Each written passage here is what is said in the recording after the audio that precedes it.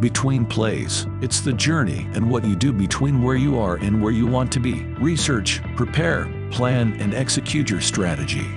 Do your DD and stay strong in visualizing and achieving your goals. Our strategy is unique since 2020. An original concept imitated, never duplicated. Real conversations with media influencers, educational and expert speakers, analysts and consultants. Between Plays, bridging the gap between companies and investors.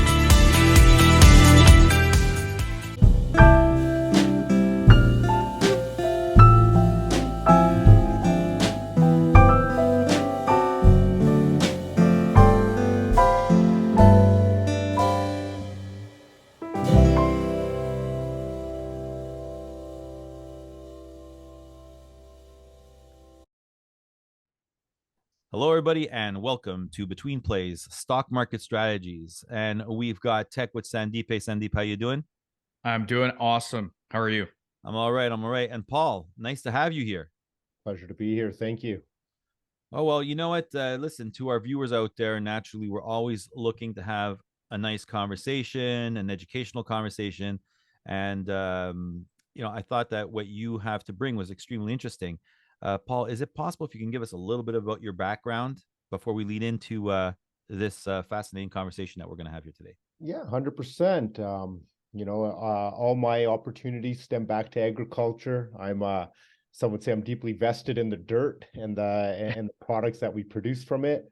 I started off in investment banking, catering to our rural Canadians and their farming needs, and sort of that avenue. I would say that was my first grasp into agriculture and understanding, what the Canadian agricultural farmer is thinking, what's going on in their minds. That led me down a path where I was involved in 3 or 4 cannabis-related industries as well.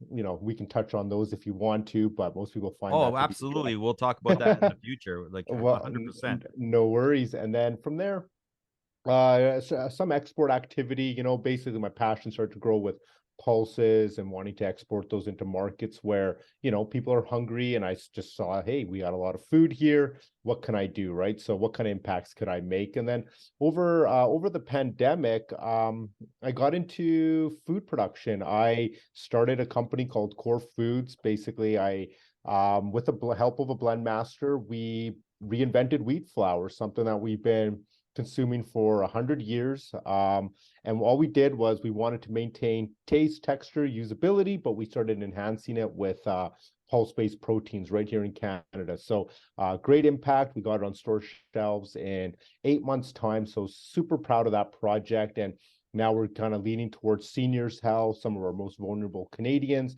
and how do we improve their diet and their nutrition simply through food and not through sort of, products like Boost and stuff like that. So kind of focusing on those economics. Fast forward now, we're coming out of the pandemic, again, all related to agriculture.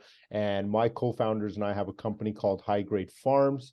And what we are doing is using our IP patented bioreactors, and we are bringing localized algae into agriculture, into wastewater treatment, into high protein malnutrition products, and so far as nutraceuticals and pharmaceuticals. So we can touch on each one of those opportunities today or at another later time, but that's what we're up to today is our bioreactor systems with localized algae.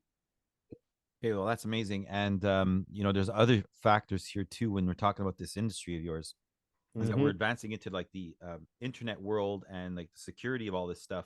And it's interesting about, and I believe you'll be touching up on this a little bit, is the fact that we're bringing like blockchain into this world and stuff like that, right? Like we're industrializing it in such a way that it's becoming just completely digital. Is that correct? 100%. One word I like to a couple blockchain with is accountability, traceability. I've had conversations with kids, and you ask them where their food comes from, and they tell you it comes from the grocery store, right? So I believe blockchain is going to play a massive role in the younger generations and understanding where their food, where the things that they consume are truly coming from. So very excited about how tech is at the forefront of something that's been traditionally done for thousands of years. So very exciting stuff. So let me ask you then a couple of questions, right? I'm thinking, let's talk about Canada, because you're based in Calgary. Paul Gill, based in Calgary. You've got seriously a history behind you in terms of this agrotech piece. And I know you don't like the words agrotech put together, but it's a real thing. It is. So let me ask you, where are we now, and where do you think we can go, and in what period of time? All right. So first thing, not only am I based in Calgary, I'm born and bred in this country. I bleed this I bleed this city. I can't speak as highly as I do about Calgary, Alberta. What a awesome place to grow up, and bestow all these amazing Canadian values. So I thank my parents and I thank my community for the upbringing. Yeah, when it comes to agrotech, it's yeah, you know what? I hate it because it's such a loose word. It's like it's a very buzzy word.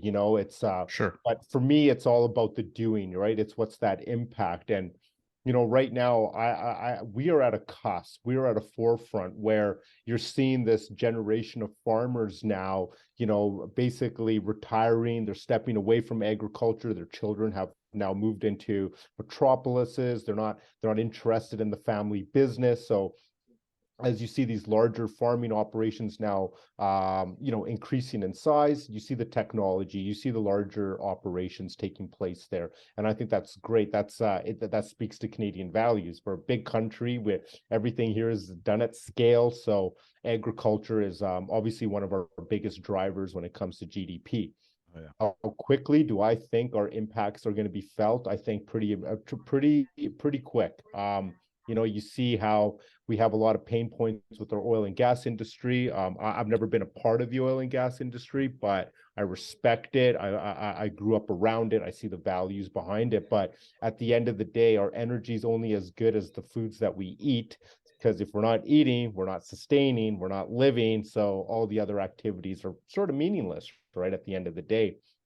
But with what I'm seeing around me, I see us making monumental impacts, and in the next under 10 years, I see 10 years. under 10 years, I'm seeing big shifts, and the accountability. We go back to blockchain, from the traceability of our food products right from the ground, basically from the farmer to the soil, the region, and then how it flowed through the supply chain right to our mouths, right? QR codes, scanning. These are all common things that we experience every single day right now. So let me ask you that go a little bit more into detail in terms of the food security, but like, most people don't understand what food security actually is and why it matters. Again, food security, another phenomenal buzzword that we've created here. But again, what does that mean? What that means is being able to do something repetitively, continuously, without detriment. If anything, we should be improving our processes and the lands that we actually create these products, right? So with our company, High Grade Farms, what we're doing is we're localizing biostimulants, right? I don't like to use the word fertilizer. I believe that industry is already doing what it's doing. It's a great industry. It's brought us to where we are right now. But soil regeneration, remediation, right?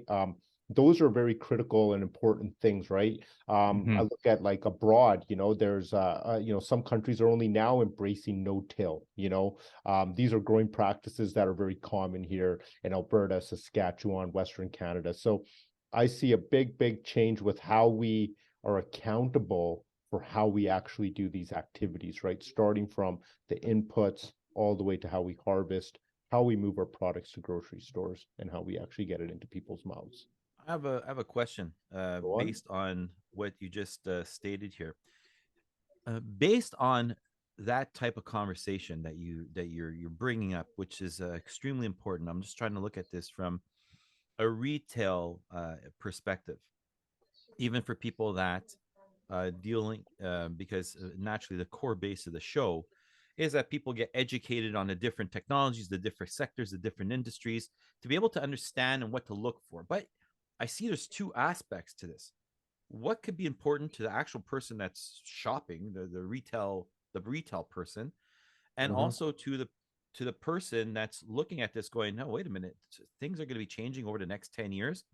What are those things that are going to be changing? So to make it like not so complicated, maybe put it in this perspective. I wrote down the question here as you guys were talking. So what's important to look for in companies in delivering that quality product? What should people in general be looking for, whether a person's investing over the next 10 years or a retail person going to the grocery store going, I like this company because they have this in place? Yeah. So I believe what's going to become important, and at the end of the day, I'm a consumer myself too, right? So when I look back, when I look at companies and I look at what they're doing, I'm looking for realistic objectives, like what are they doing today and how are they going to improve these into the future?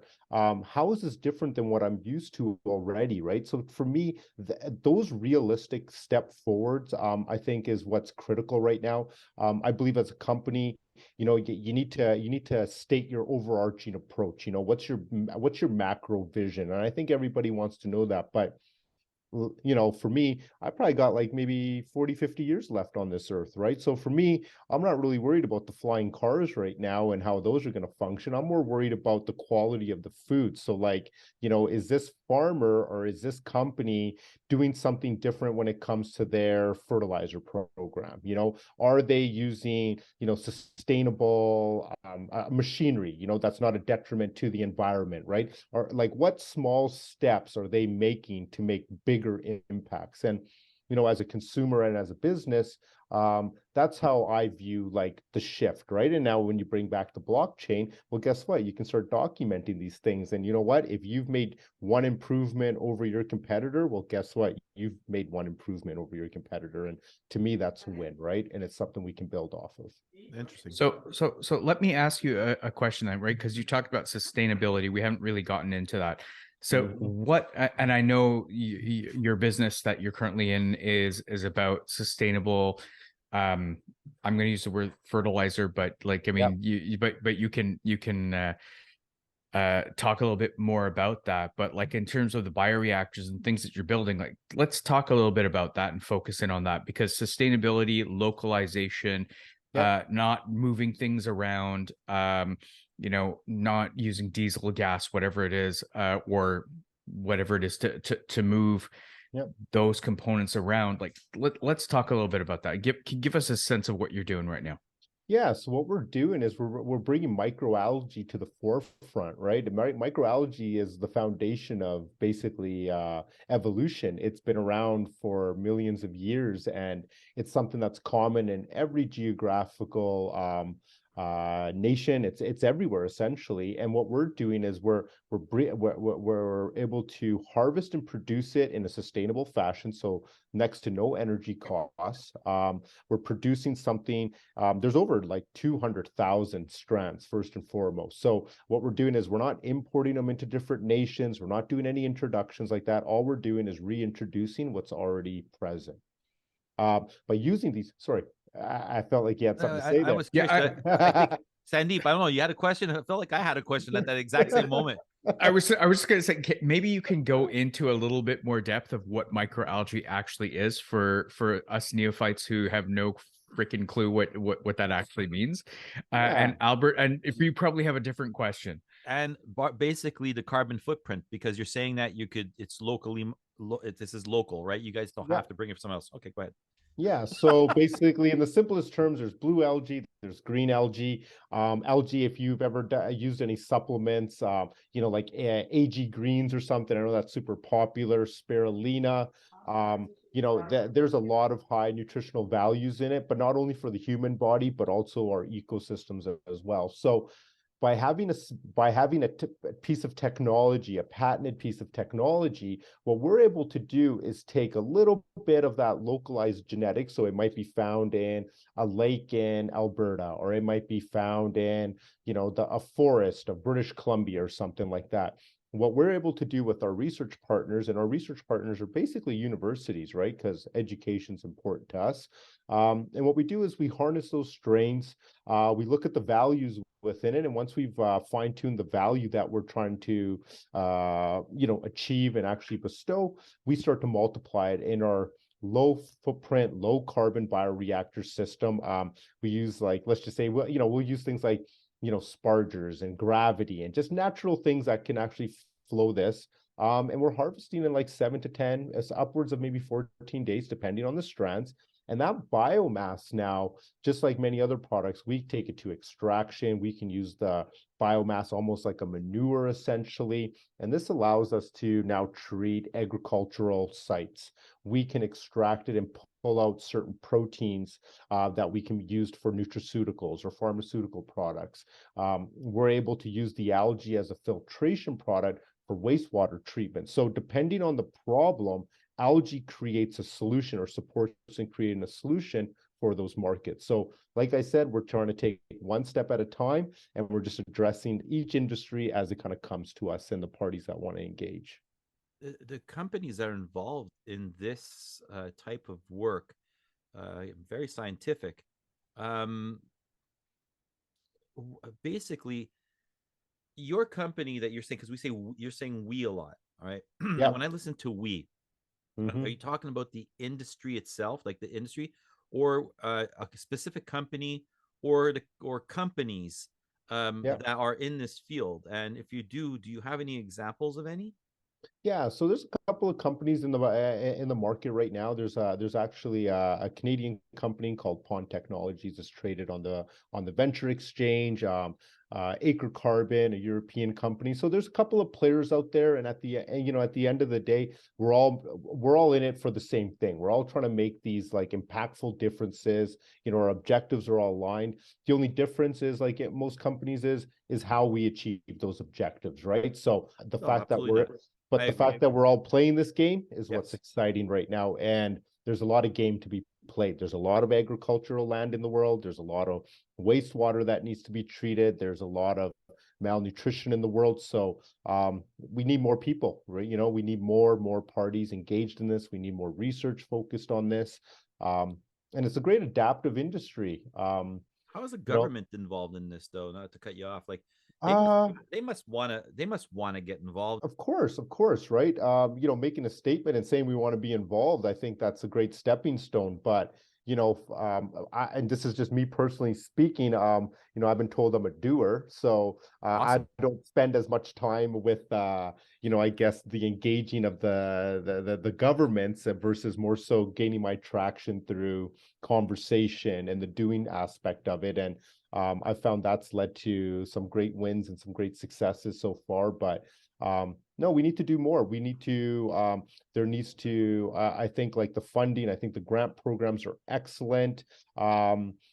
Sometimes I've felt like there's a lot of opportunities in terms of grants that don't align with the current opportunity at hand. So, if there's a way that, we can improve those and have, different ways of evaluating newer ideas, I think that would be very impactful as well. But yeah, no, I think every government around the world is on board. It's just a matter of, We'll get there.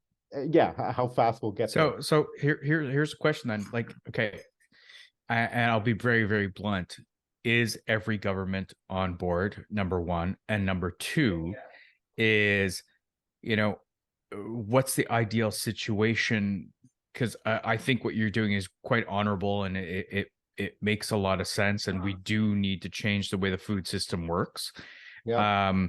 And there are definitely ways of tying it to the blockchain and, tracking things from where it's produced to where it's delivered. Oh yeah, quantitative measures. Yeah, exactly. And so the question is, I guess, so I'll ask the question twofold. Is one, how do you see the process? And two, how do we start? Right? I mean, I know you've already started, but those are the two questions I think are basic. So when there's turmoil and distress, I believe that's a great starting point. So, like I said, I live in this, I live in a city with like over 330 days of sun, bluebird skies every day. You want to talk to me about pollution or pain or suffering, it ain't here, like it is here, but it's not here. when I think about what's happened, what's happening in the Ukraine right now, that disruption in agriculture, that disruption in fertilizer, the disruption and the trickle down effect, that's where I'm going. I'm following the problem, and I'm going to where that problem ends up. Who's being impacted? For the last year, I've had, through my export business, more calls related to, hey, do you got wheat, buddy? Do you got wheat? Than I'm not even in the wheat space, but I'm getting calls. It's because there's desperation, right? But we as Canadians are not able to meet those those problems because we're in a different circle of economics. We have different cost inputs. We have different costs of labor that basically price us out of these markets. So how do we get there? How does a small guy like myself and my group make these impacts? How do we help solve a problem? I find that doing it from Canada pretty difficult. But if I take my technology and my team's go-to attitude and the fact that we want to make differences and be impactful, we just go right to the problem. Because once you're in that realm, now you're subjected to a different labor cost, a different supply chain mechanism, right? And taking all these awesome learnings that we have here, I don't want to say it's plug and play, but it's like, I got a solution for that problem. I think I know what we can do with that. Hey, let's try this. And they're a lot more open. When people are hungry, that level of desperation and wanting to move forward is a lot quicker. Yeah, there's a lot less bureaucracy in it. And if you're doing good things and you can sleep at night, man, I'm telling you, it's you're onto something good. You're truly onto something good. Yeah, I agree with everything you said. Absolutely, 100%. So let me poke at the biomass project, because this is really, really interesting to me. Yeah. Like, you sort of glossed over it a little bit, but can you get into a little bit more detail in terms of the localized sustainability? Because that's really interesting to me, and how the tech works and how we can make things sustainable locally for organizations, and why it's different. And again, I don't want you to beat up your competitors or anything like that, but at the same token, maybe talk a little bit about what some of the competition is doing out there. So I won't even talk about my competition, because problems are not it's not to be competitive, right? Our goal is to solve these problems. So before the new year, I actually went to a nation where I don't think anyone's really going right now because of the issues there. And I was in Sri Lanka for a week there. And in that week, I got to spend quality time with smallholders. So these are, generational farmers, 1 to 2, maybe 3 acre farms. They're producing, a variety of crops, but they've been subjected to fertilizer bans. Tropical environments use more fertilizer than what we would naturally use here in Canada because of their environment. And then seeing the impacts of what chemical fertilizers or the current bans have caused, and that trickle down effect. What went from being an export activity now has become an imported activity, seeing the spikes in inflation there, and then really going down to the grassroots of what that problem is all right, you need a local solution, right? Let's assume that no boat or anything can get to you.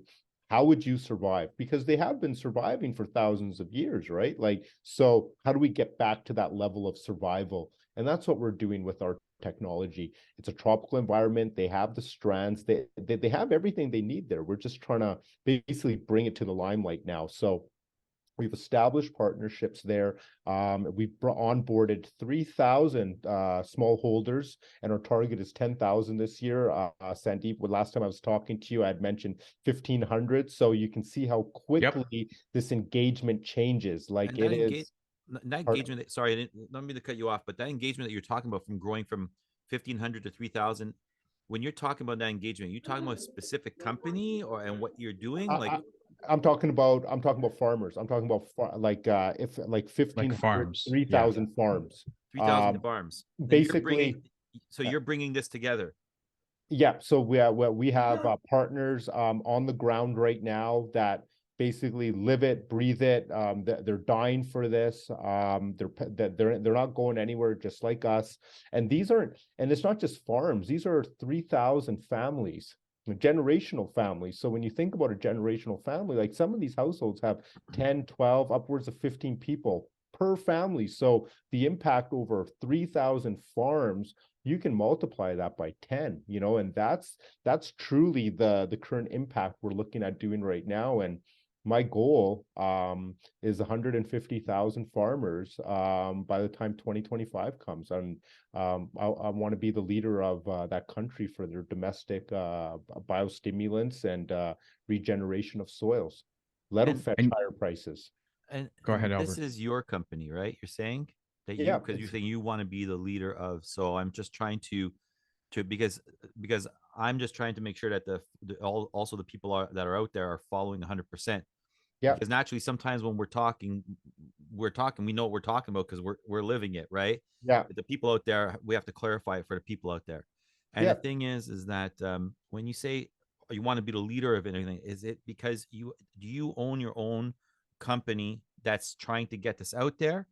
Or Yeah. are you part of a company that you're like dedicated to, that you're all working for a goal? And if so, what's the name of that company? Yeah, So and I would say that that's something that we kind of skipped over at the very beginning, Paul. It's Paul Gill, entrepreneur, and agro deviant, I guess, if you will. So Paul, maybe you want to give us a quick little listen, something of what you're doing and what you have done, because I think it's a little bit important. Yeah, the you name know of the what? company and whatever. Yeah, Yeah, absolutely. this is definitely not the first time it's happened. Most conversations I have, we just get right into the problem, and I think that's what I love most about this. Like these from Okay, as long as we find solutions, we're it's good. all good. That's it. That's it. We're getting into the meat and potatoes of this, right? That's But right. That's right. I co-founded a company called High Grade Farms, and this is our vehicle that manages the IP of our bioreactor systems. We've bridged connections through the U.S., and we've basically brought something that was, call it a at-home looking device, and we've commercially scaled this to make these impactful differences. And our system, basically can support, like I said, from all the way from your agricultural operators all the way up to your nutraceutical and pharmaceutical, where we can produce spirulina for human consumption, pet food, large commercial animal feed. So one of our problems we're solving is a reduction in methane gases out of cattle. So if we can reduce a fart here and there, I think we're making a big difference. So Absolutely, man. You cattle ever been near a farming. cow when it farts? I live Pretty in bad. I'm in Alberta, my Smells pretty friend. I'm in Alberta. You're preaching to the choir here. So, like I said, like we're just trying to make, we're just trying to make little dents at a time. That's it. We're not trying to take away from anybody. We just want to demonstrate that, these innovative steps can start making larger solutions, and start solving these problems. So that's what we're up to at High Grade there. That's awesome, man. So even companies like Nutrien are involved in certain things like this, right? Like it's like maybe not the same thing, but in the same kind of field, right? Oh yeah, like the expectation is that anybody that's in the, in fertilizer or in agriculture right now is definitely looking at taking leaps and bounds into the future right now. You have to. I think any industry in the world right now, if you're not thinking about the environment, green energy, any sort of green association, you're truly missing the mark, right? Yeah, and there's an Italian saying, those who play in the ground have longer lives because you're closer to nature, right? So Yep. hopefully that's true. But honestly, it's a very interesting topic because with the whole algae concept, the whole science behind it. I mean, there's a lot of science behind it. I mean, you cannot be science ignorant, so to speak, and Yep. even think that you could even get into something like this. So, I mean, your Yeah, background in science must be pretty nice. You know what I'm talking about, like universities probably or whatever. So I personally don't have any science background. Wow. I have zero science background. I've tried it. Business? I got business. There you go. So you got the business aspect of it. I got it.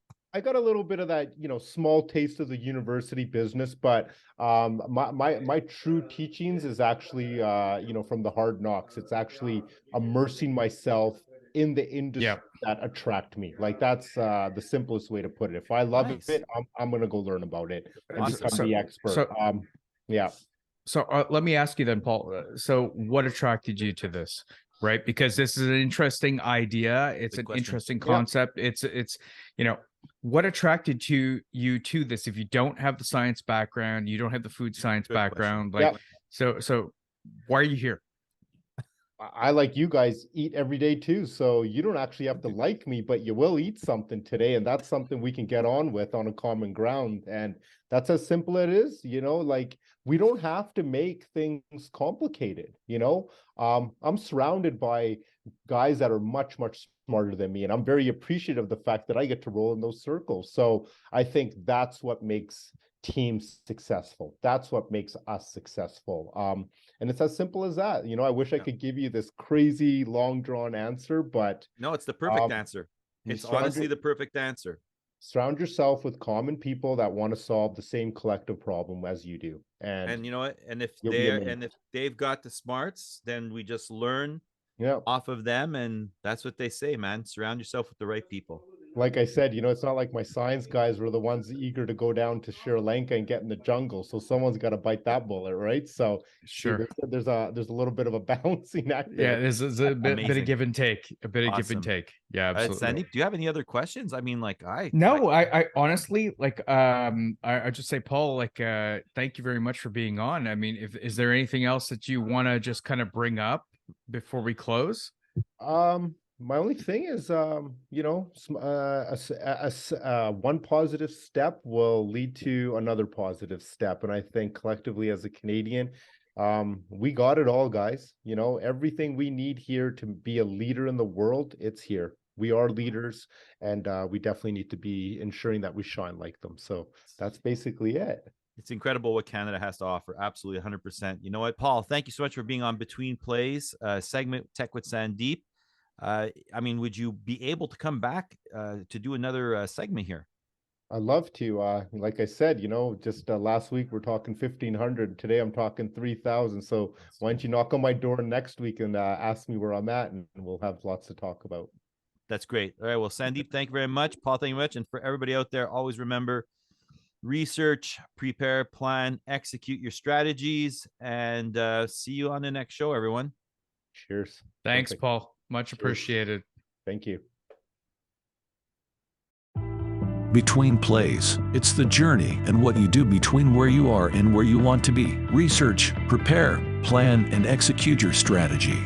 Do your DD and stay strong in visualizing and achieving your goals. Our strategy is unique since 2020. An original concept imitated, never duplicated.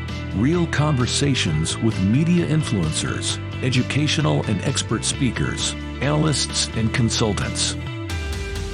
Between Plays, bridging the gap between companies and investors.